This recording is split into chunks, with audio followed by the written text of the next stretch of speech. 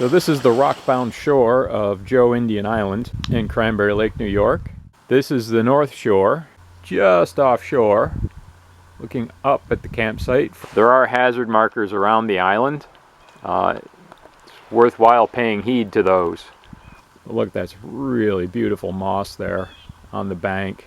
That little black spot, it's got some rocks piled in it. We'll look at it closer later, but that is a campfire that burned into the ground.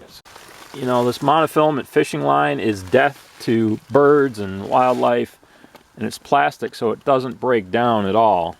It'll just stay in the environment forever. I've already picked up some plastic bags. There's somebody's Brussels sprout hanging out underneath that rock. We're looking at the area where you'd land here at campsite 19. It's on the southerly side of the peninsula on which the campsite sits. There are a couple sandy areas. You have to be careful of cobbles and boulders around them. See, there's a dock. It's just laid out on top of a boulder jetty. The boulders stick out from the sides, so you can't really pull up against it with a boat, but it does provide a nice place to throw your gear without putting it on the ground as you're unloading. The ground here around the fire ring and where you have your tent pads is pretty bare. Anything you put on the ground is going to get dirty.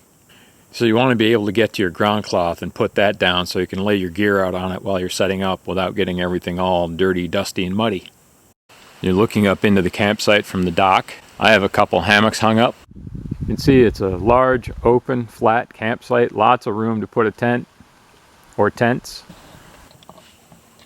So I found dozens of these little blue beads all over campsite 19 about 5 years ago. I'm back, and what did I find? Right where I set up my hammock? Blue bead. There's no hole, so it doesn't appear to be part of a jewelry making kit. It's just a blue plastic bead. If anybody has any idea what these are for, let me know in the comments section, because I'm really curious. We do have a picnic table, which was dropped off yesterday morning while I was here. So it's a beautiful site for tenting. There are a lot of trees.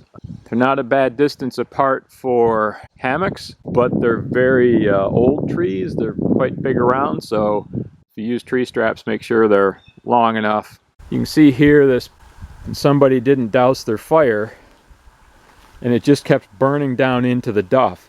All these campsites, you're not actually on mineral soil, you're on an organic surface that's made out of the decaying organic matter that's dropped from the leaves and the trees. Just like peat for Ireland that they burned for fuel or charcoal, it'll continue to smolder and burn indefinitely until somebody comes along, digs it out, and properly douses it. They can spread incredibly and become almost impossible to put out. Something else I just noticed here at campsite 19 is here's another spot where people were careless with fire. They either dumped live coals here from a fire ring, and I don't know why they would do that, or they started a fire right here outside the fire ring, right on these bare roots, and they burned right through these roots. On the way to the privy, there's a stand of hemlocks. If you get in there, it's not terribly far from the campsite, but you should be able to find some branches for a bear hang. It's a nice outhouse style privy.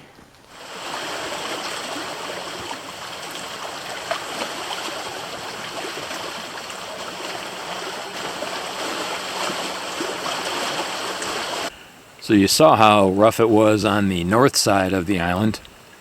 This is what it's like at the same time on the south side of the peninsula where the campsite sits.